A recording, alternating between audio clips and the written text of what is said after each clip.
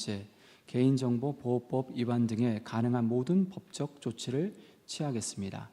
대한예수교 장로회 총회는 신앙생활 현장에서 이단 사이비를 분별하는 여러 가지 규범에 대해서, 규칙에 대해서 다음과 같이 규정하고 있습니다.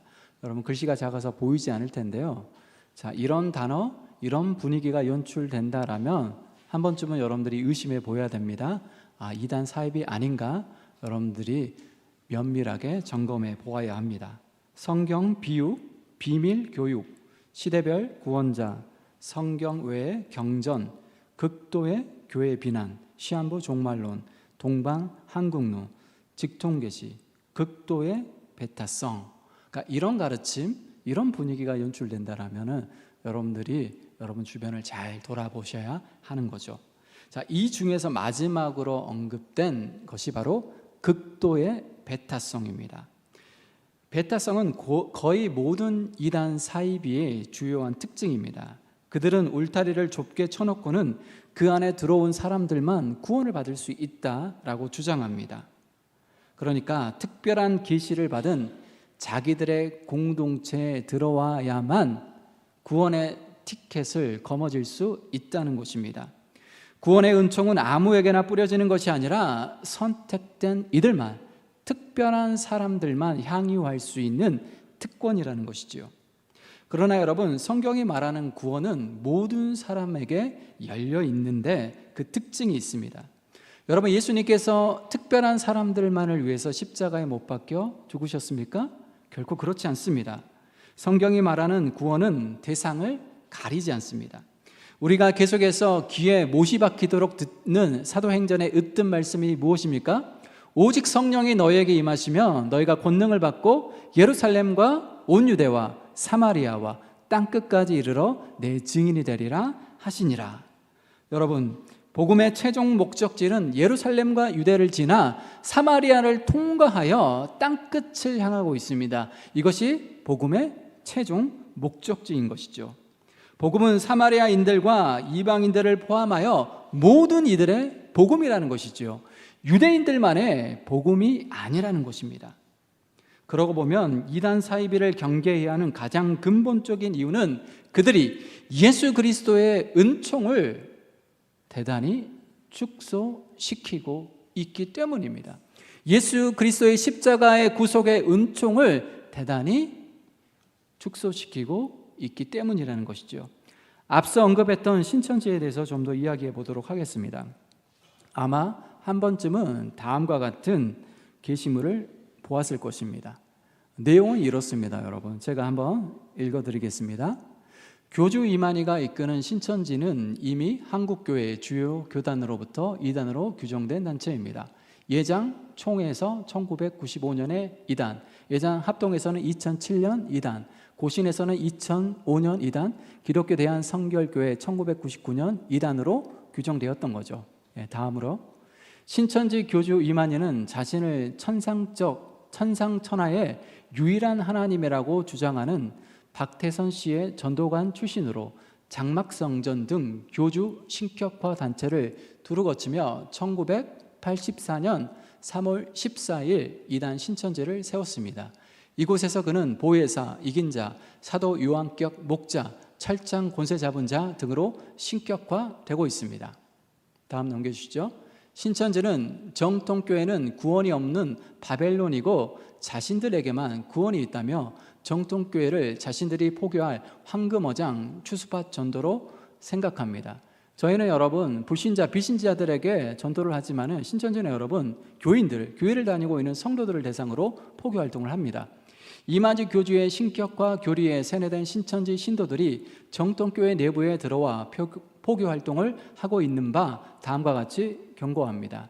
첫째, 신천지 설교 및 강의 테이프, CD, 전단지를 들고 찾아오는 신천지 신도들의 교회 방문과 담임 목사님 면담 요청 및 예배 참석을 금지하고 거절합니다. 또한 교회 주변이나 인근에서 교회 성도들에게 신천지 전단지를 나눠주는 행위를 금지합니다.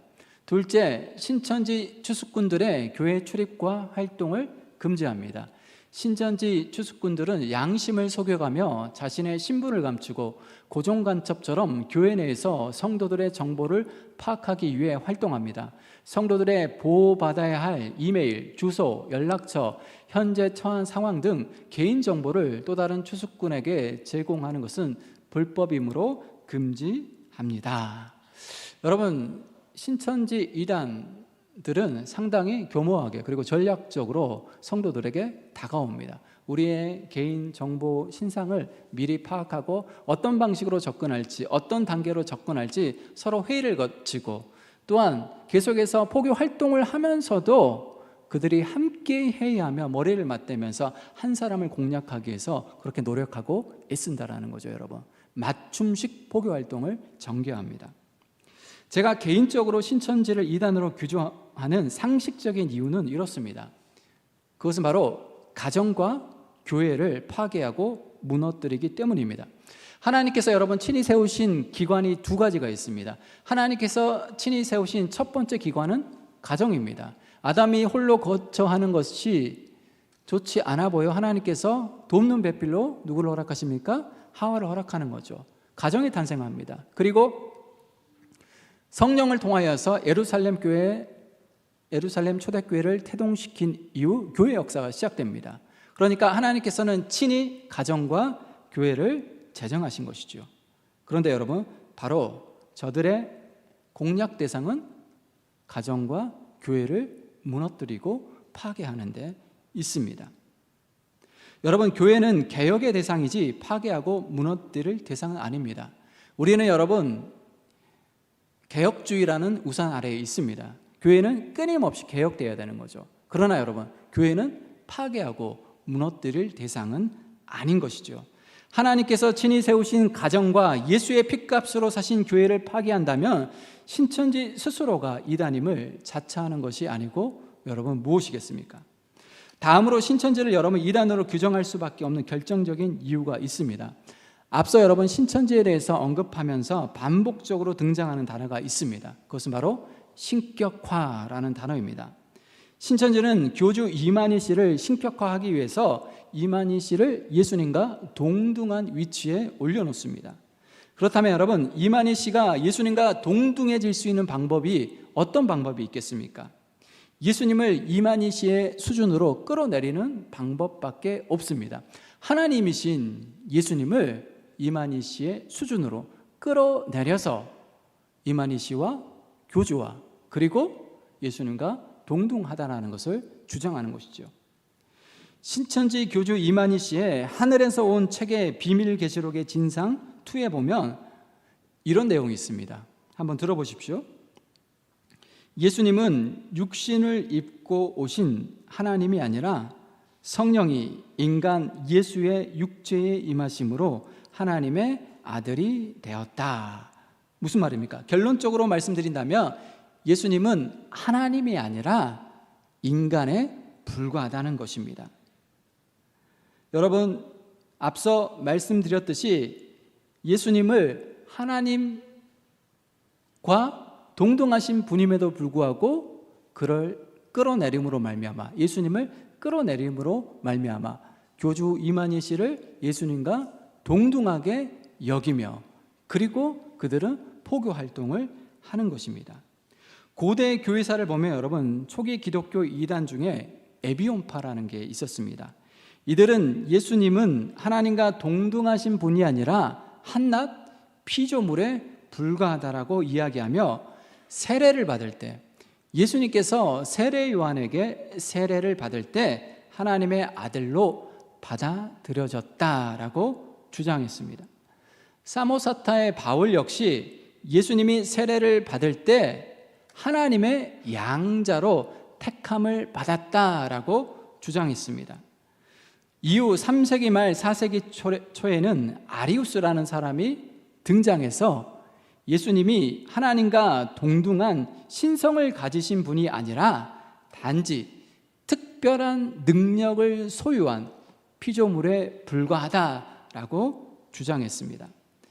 정통교회는 이들 모두를 여러분 이단으로 규정했고 예수님은 참 하나님이시자 동시에 참 사람임을 성경을 토대로 가르치며 선포했습니다. 앞서 여러분 언급했듯이 여러분 에비온파이든지 사모사타의 바울이든 아리우스든 그들의 주장의 공통점이 무엇입니까?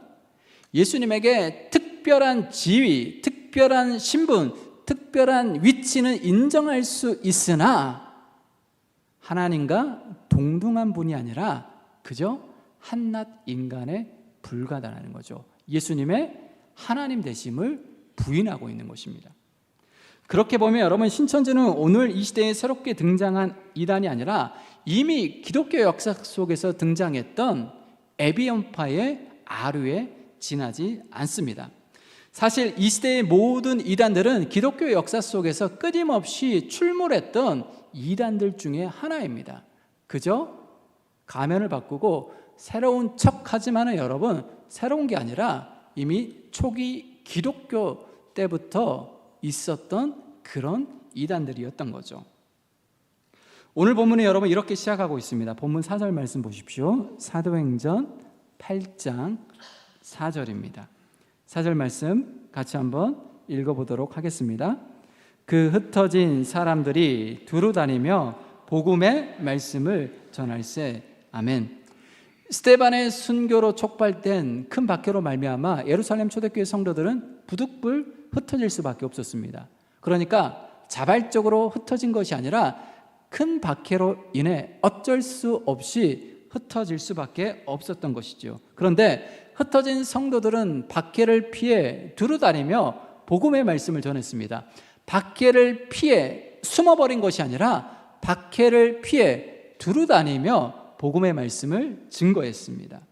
그러니까 이것은 예루살렘 초대교회 성도들은 큰 박해로 말미암아 부득불 흩어질 수밖에 없었지만은 사실 이 배후에는 복음을 확산시키기 위한, 퍼뜨리기 위한 하나님의 구원의 섭리가 작용했던 것이죠. 그래서 흩어졌지만 박해로 말미암아 어쩔 수 없이 흩어졌지만 복음이 확산되었고 바로 교회가 세워지는 결과를 낳았던 것이죠. 복음은 유대인들만의 복음이 아니라 온 세상을 위한, 모든 민족을 위한, 온 인류를 위한 복음이기 때문입니다. 이것이 여러분 복음의 가장 중요한 성격이죠.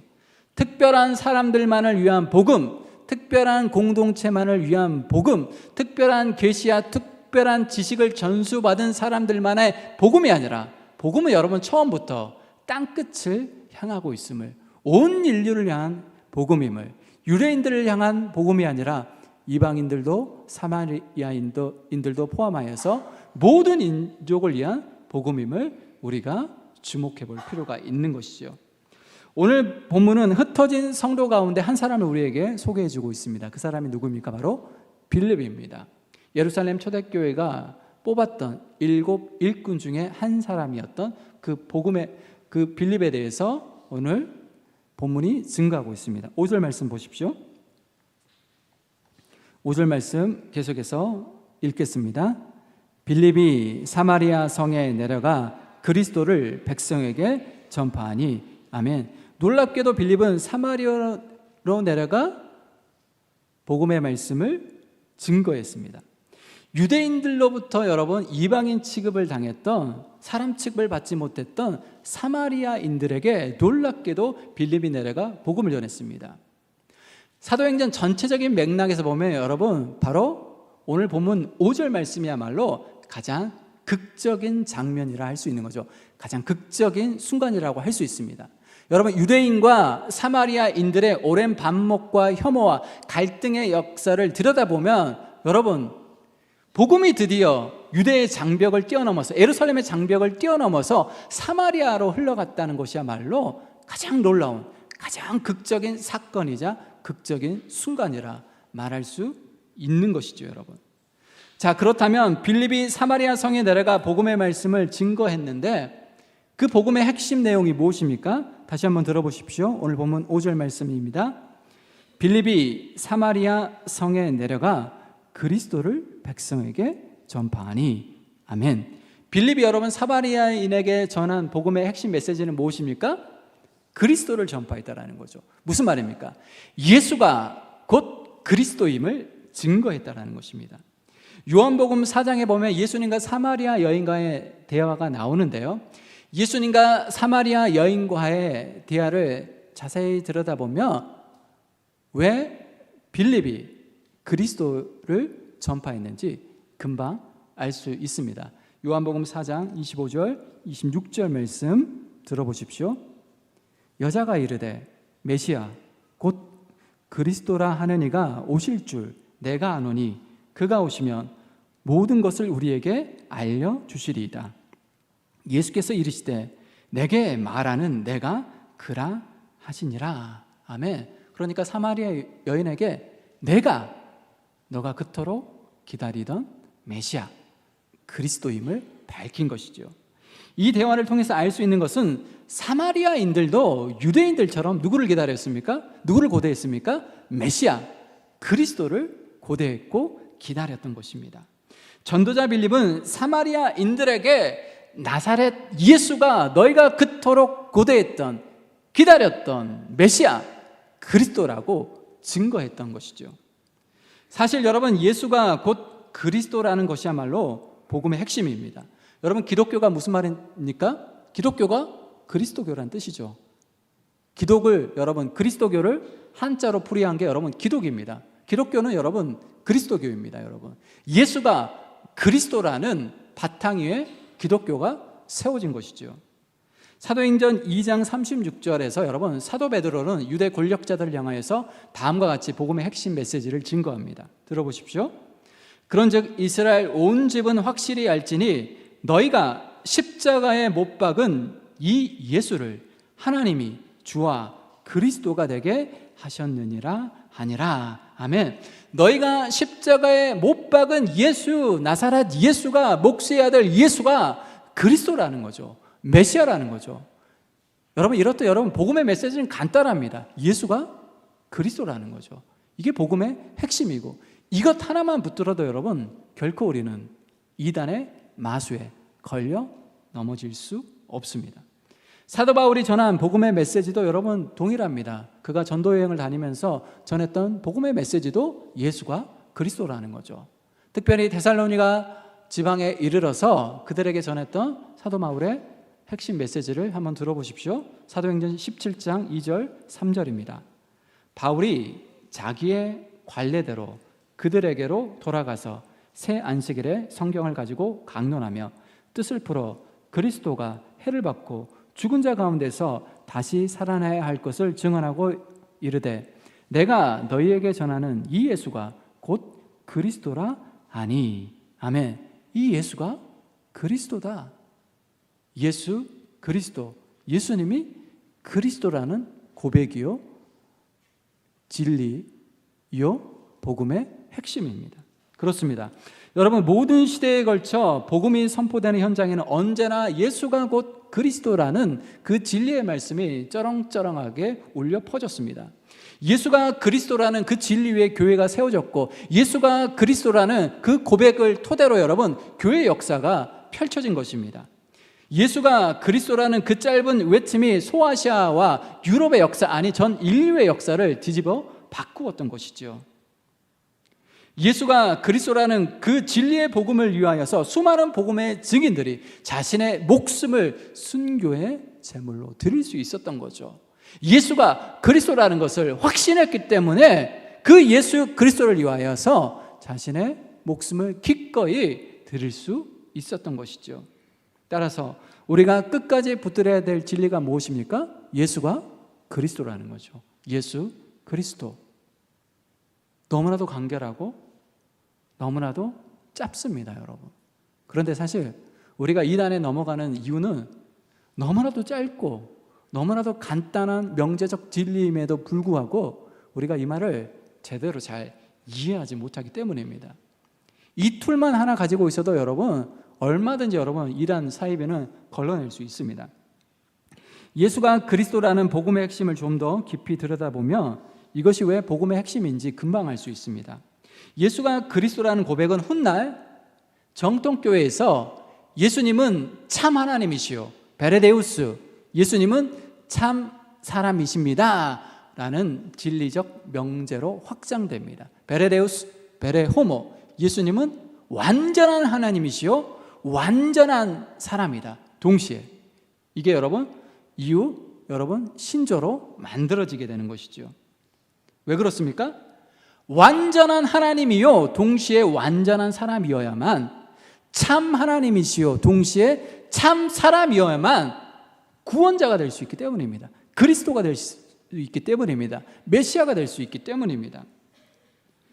예수님께서 모세보다 뛰어난 선지자라고 할지라도, 예수님에게 아무리 높은 위치와 지위와 신분을 허락한다 할지라도, 예수님이 그저 한낱 인간에 불과하다면 결코 인간을 죄에서 구원할 수는 없습니다. 여러분, 모세보다 뛰어난 선지자라 할지라도, 다윗보다 훌륭한 왕이라 할지라도, 예수가 그저 인간이라면 인간을 죄로부터 구원해 줄 수는 없는 것이죠. 왜 그렇습니까?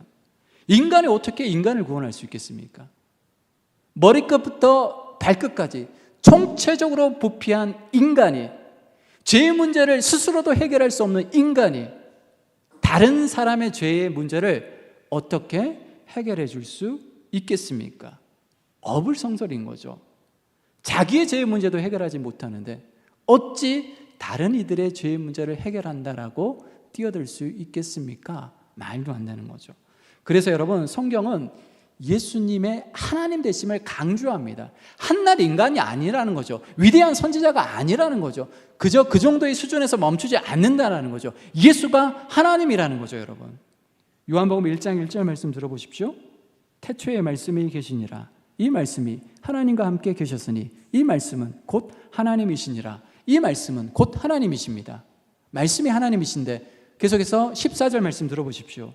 말씀이 육신이 되어 하나님이 사람이 되었다라는 거죠. 육신을 가지고 이 땅에 오셨다라는 거죠. 이걸 성육신이라고 부르지 않습니까?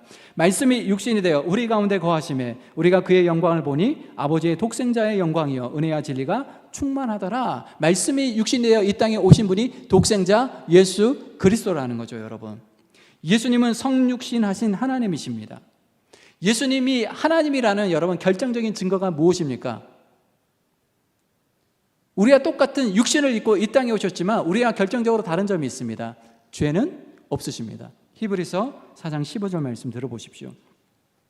우리에게 있는 대제사장은 우리의 연약함을 동정하지 못하실 이가 아니요 모든 일에 우리와 똑같이 시험을 받으신 이로되 죄는 없으시니라. 아멘. 죄는 없으시니라. 하나님이 사람이 되어 육신을 입고 이 땅에 오셨기에 여러분, 예수님은 하나님이시기에 죄가 없으십니다. 예수님은 여러분 참 하나님이시지만 또 하나의 중요한 명제적 진리, 놓쳐서는 안 될 진리가 무엇입니까? 예수님은 참 사람이십니다. 완벽한 사람이라는 거죠. 사람 비슷한 거 아니에요. 여러분, 반은 신이고 반은 인간이고 반신반인이 아니라는 거죠. 여러분, 완벽한 사람입니다. 하나님이 전지전능하신 하나님일지라도 인간이 되지 않는다면 인간을 여러분 죄로부터는 구원할 수 없습니다. 왜 그렇습니까? 예수님께서 여러분 어떻게 인간을 구원하셨습니까? 예수님께서 인간을 구원하신 방식은 무엇이었습니까? 예수님은 인류를 위해 십자가에서 죽으셨고 부활하셨습니다. 십자가에서 죽으셨고 죽으심으로 말미암아 죽음을 정복하시고 죽음을 이기시고 부활하셨습니다. 바로 이런 방식으로 여러분 구원 사역을 완성하신 것이죠. 그런데 여러분, 예수님이 참 사람이 아니라면 어떻습니까? 어떤 문제가 생깁니까? 죽을 수 없는 거죠. 하나님이 여러분 어떻게 죽을 수 있습니까? 죽을 수 없죠. 사람이 되어야만 죽을 수 있고, 사람을 대신하여 죽을 수 있고, 사람을 대표하여 죽을 수 있는 것이지요. 자신의 생명을 바침으로 모든 이들에게 영원한 생명을 주는 구원 사역을 완성하신 것입니다. 그래서 예수님은 참 하나님이면서 동시에 반드시 참 사람이어야만 하는 것입니다. 이와 같이 여러분, 예수가 그리스도라는 고백은 예수님은 참 하나님이시오, 예수님은 참 사람이십니다, 동시에 라는 고백과 긴밀하게 연결될 수밖에 없습니다. 참 하나님이시면서 동시에 참 사람이어야만 유일한 구원자 메시아 그리스도가 될 수 있기 때문입니다.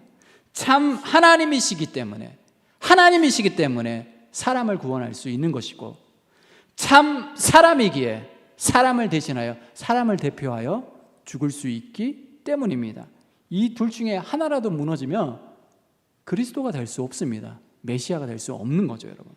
그래서 예수님은 세상 죄를 지고 가는 하나님의 어린 양이십니다. 죄로부터 세상을 구원할 수 있는 하나님이 선택하신 단 하나의 유일하신 어린 양이라는 거죠, 여러분.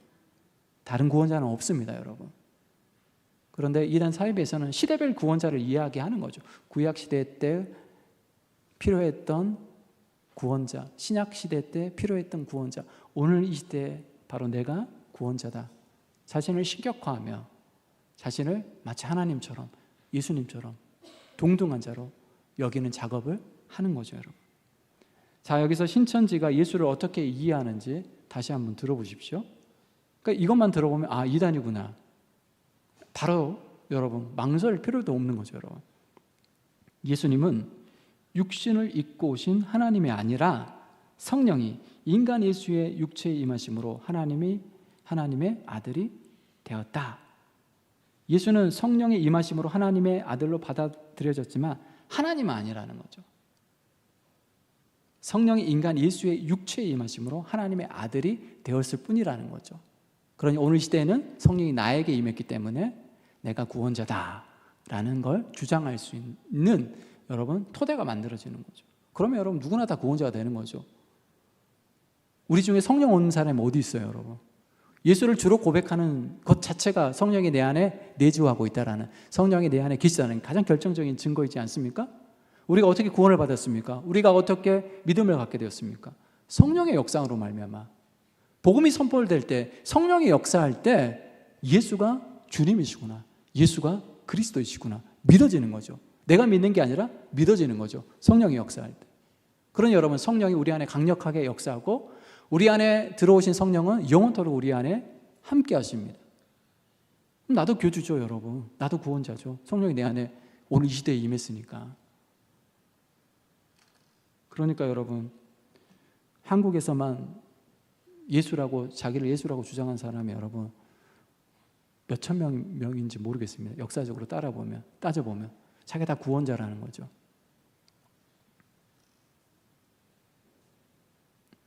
따라서 여러분, 교주 이만희 씨를 예수님과 동등한 위치에 두기 위해서 신천지는 예수가 그리스도라는 복음의 토대를, 핵심이죠, 기본이죠, 이걸 지금 짓밟고 있는데도 여기에 속아 넘어간다는 것은 사실 심각한 문제인 거죠. 예수와 그리스도라는 복음의 핵심조차도 우리가 정확하게 체득하지 못한 거예요. 이해하지 못한 거라는 거죠, 여러분. 여러분, 사도 베드로의 외침, 사도행전 4장 12절에서 증거했던 사도 베드로의 외침을 한번 들어보십시오. 다른 이로서는 구원을 받을 수 없나니 천하 사람 중에 구원을 받을 만한 다른 이름을 우리에게 주신 일이 없음이라 하였더라. 아멘. 구약 시대에도 신약 시대에도 오늘 이 시대에도 앞으로도 여러분, 예수 외에 다른 구원자는, 우리를 구원할 만한 다른 이름은 결코 없습니다, 여러분.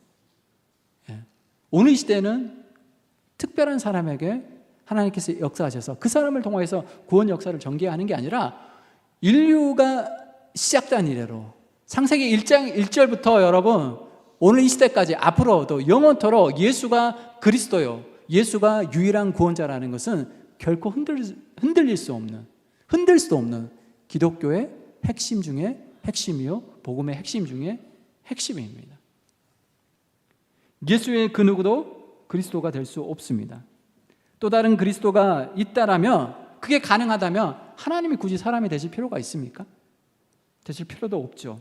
예수님이 십자가에 못 박히실 필요도 없습니다. 그러나 예수만이, 오직 예수만이 인간을 구원할 수 있는 유일한 그리스도이셨기 때문에 하나님이 사람이 되셨고 십자가에 못 박혀 죽으셨습니다. 예수님이 유일한 그리스도라는 사실을 알고 이 복음의 토대 이후에 여러분의 개인의 역사를, 복음의 역사를 써나가는 저와 여러분이 되시기를 축원합니다. 기도하겠습니다. 주님 감사합니다. 우리는 예수 그리스도의 이름으로 기도합니다라고 그렇게 기도를 마칩니다. 예수 그리스도, 예수님이 그리스도입니다. 유일한 그리스도입니다. 다른 그리스도는 없습니다. 라는 고백 위에 우리의 신앙을 세워갈 수 있도록 은혜 위에 은혜를 더하여 주옵소서. 예수님의 이름으로 기도드리옵나이다.